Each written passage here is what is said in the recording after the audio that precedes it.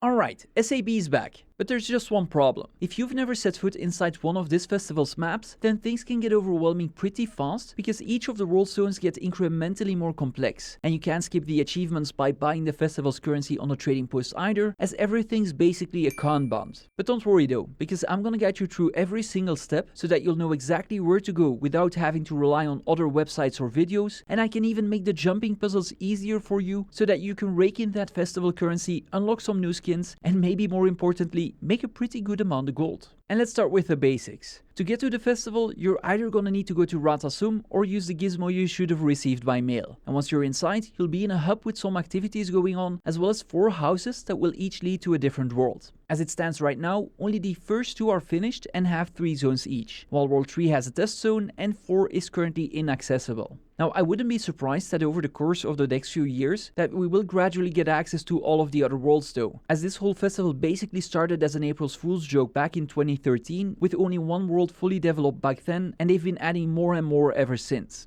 Now, once you set foot inside one of the houses, you'll have a choice to make. If you talk to the villager standing in the middle, then you'll get to run through an explorable version of each world without that many challenges. If you talk to the happy cloud on the left, then you'll get to do the normal mode. And the angry cloud on the right will take you to something called tribulation mode. If you're now wondering what the difference is, well, everything in tribulation is out to get you. As flowers might explode if you run over the wrong one, some seemingly safe spots will be booby-trapped, and not even all of the floor tiles might be real. If you're new though, don't worry about all of that just yet. Instead, start by going through all of the worlds in order on normal mode and make sure that you try and visit all of the shops so that you can unlock a couple of new skills and gain more maximum HP so that you can make the occasional mistake without being punished too hard. I should also warn you that contrary to just about everything else in this game, the progress in SAB will be character based. So if you log on to a new one, you'll have to unlock everything all over again. Now, unless you already know what you're doing or you want the old school experience, I would recommend installing Blishhud and getting both the pathing and the Inquest Chipset modules. The first is gonna allow you to download marker packs made by other players that will guide you exactly where to go, and I would recommend grabbing both Tekit's and Lady Alyssa's packs more specifically, as Tekit's will help you with normal and tribulation mode achievements, and Lady Alyssa's is pretty great for normal mode and bauble farming.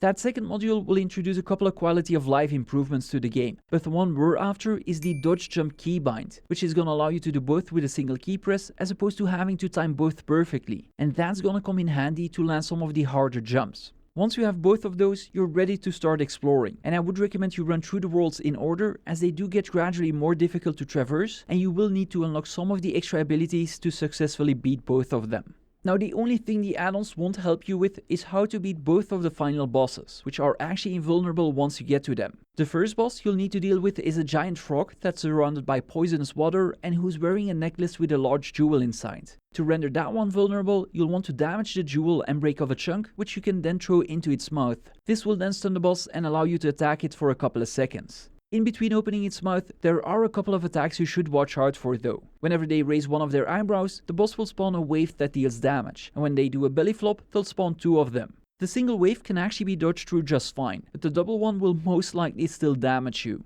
Now, since both of them are telegraphed, you could also just choose to jump to that rock in the back, as both waves will dissipate before they get there. The one other attack you really should look out for, especially in tribulation mode, is the tongue lash, as that one has the potential to knock you off a lily pad, which in tribulation mode means that you will instantly die. Now, it might take you a couple of tries to get used to this fight, but I promise you that it becomes very doable once you run through it a couple of times. And the good news is that World 2's final boss is actually a fair bit easier to beat. Just like their counterpart, the Storm Wizard will be invulnerable at the start of the fight, and the way to deal with this is to reflect the projectiles they shoot at you back at them by using the push ability that you will have unlocked by the time you get to this boss. Their other 2 attacks aren't that much to worry about, as they'll either charge you or teleport to another location, so just focus on the reflect timing and deal with the occasional lightning orb that might be chasing you. Now, once you bring this boss down to 2% HP, the fight does not end though. Instead, they're gonna transform into a dragon and you'll find yourself on a series of floating platforms. All you need to do now is fend off the lightning orbs until the boss chooses to electrify the middle platform, after which they'll go underneath the arena and charge whatever platform you're currently standing on. Simply jump to another one and the boss will be stunned and rendered vulnerable once more. And that's basically all you need to know to successfully beat SAB. Now, once you get to tribulation mode, however, you're gonna notice that those 5 initial lives are nowhere near enough. So you're gonna have to start relying on continue coins until you get used to all of the traps and some of the more difficult jumps. Each of these coins is gonna cost you 50 baubles, which in and of itself isn't that expensive, but with the amount that you might need on your first tries, it is worth considering getting the infinite continue coin from the gem store in my opinion, as this will not only make sure that you will never have to spend baubles on coins ever again, but it'll also grant you 99 lives if you do happen to run out. The coin, or the Super Adventure Pack, which also comes with an extra mail carrier and a single-use box of fun, will cost you 480 gems, which is just over 220 gold and should be relatively easy to come up with before the festival ends. And that brings me to the baubles, which are a bit of a special case, because they're not only a currency, they're actually also gonna double as ammunition for both your slingshot and your bombs, so make sure that you're always carrying some with you whenever you're doing a run. But also at the same time, you're gonna wanna make sure that you don't carry too many of them, because you'll initially only be able to carry a maximum of 500, which can be expanded to 1000 before your character is gonna stop picking them up. Now, as for items to spend these on, I personally prioritize the Home Instance node, which should give you around 24 baubles per day all year round, or just under 35 bauble bubbles per year, meaning that your first year will basically be spent recovering your investment. Now, if you don't care about unlocking all of the home nodes, then you can skip this and either focus on the weapon and armor skins, or the weekly rewards, which are pretty much all worth getting, except maybe for the chest of legendary shards, if you have no interest in crafting the Generation 2 legendaries, that those can help you with. As of this year, ArenaNet also added both of the stat infusions to one of the vendors, so that you can buy more copies after finishing Tribulation. But one of them is so expensive, I wouldn't bother buying more unless you want a visual effect on multiple characters. Because while the blue one will cost you some gold, ectos and 32 baubles, the red one actually needs 32 bauble bubbles instead, which is basically 8000 baubles for the exact same stats. And if you're wondering, no, their visual intensity does not stack.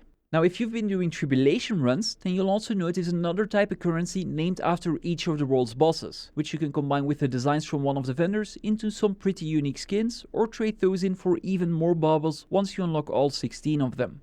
By this point, you might realize that running through both of the worlds a couple of times wouldn't be nearly enough if you want to get all of the weekly rewards, let alone unlocking all of the other skins. But there are a couple of ways you can farm baubles pretty efficiently. With some practice, you'll be able to run World 1 Zone 1 on Tribulation in just under 5 minutes, even if you make the occasional mistake, and that's gonna award you with 249 baubles or just under 3000 per hour. But if you'd rather go about it more casually or you want to mix things up, then I would recommend checking out the bauble farm routes in Lady Alyssa's marker pack. You'll get less of them per hour, but it's probably still more than if you would just keep repeating both worlds non-stop.